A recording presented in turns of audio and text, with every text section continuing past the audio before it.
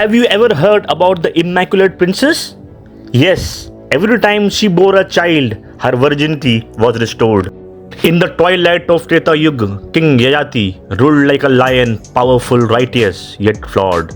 His passion led to a terrible transgression. He broke his dharma and wronged a celestial woman.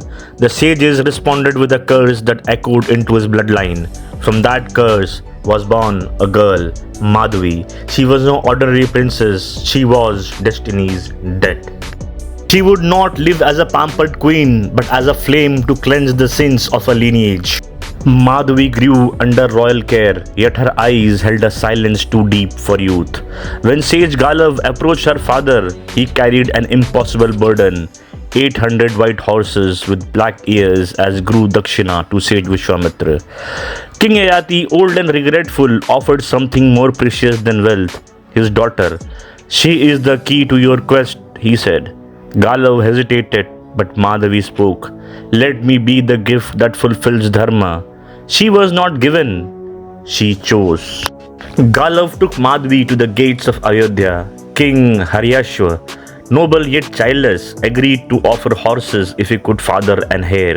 Madhavi entered the palace as a guest, not a consort. She bore a prince with dignity, knowing her presence was temporary. The kingdom rejoiced, the sage received the first shares of horses, and Madhavi, cradling no attachment, walked away. Her heart bore no bitterness, only duty. Next was Divadasha of Kashi. Revered as a just king, he too longed for a successor. Madhavi entered his court not as a supplicant, but as a sovereign soul. Again, a child was born, again, horses were gifted. But as she prepared to leave, a queen wept, not for her husband, but for the woman who gave so much and asked for nothing. Even in silence, Madhavi commanded reverence. In the ancient city of Bhoja, King Ushinara promised the last set of horses. He treated Madhavi with royal honor, sensing the divine glow she carried. A third prince was born, strong and righteous.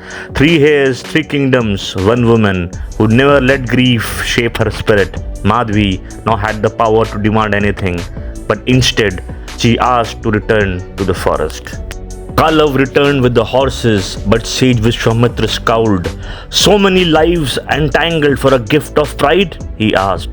Galav fell to his knees in guilt, but Madhavi stood firm. He did not ask, I gave.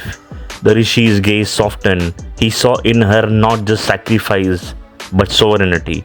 In that moment, the Guru realized it was not Galav who fulfilled the vow, it was Madhavi. Her task complete, Madhavi declined offers of marriage, palace, or permanence. She turned away from the world of men and titles. Into the sacred forest she walked, seeking no reward, only rest. There she lived as a silent flame, honored by gods, remembered by none. But Sanatan Dharma holds her tale as proof. Dharma may wound, but it never forgets. None who knew her would say she was broken. They would say she was a flame that lit kings.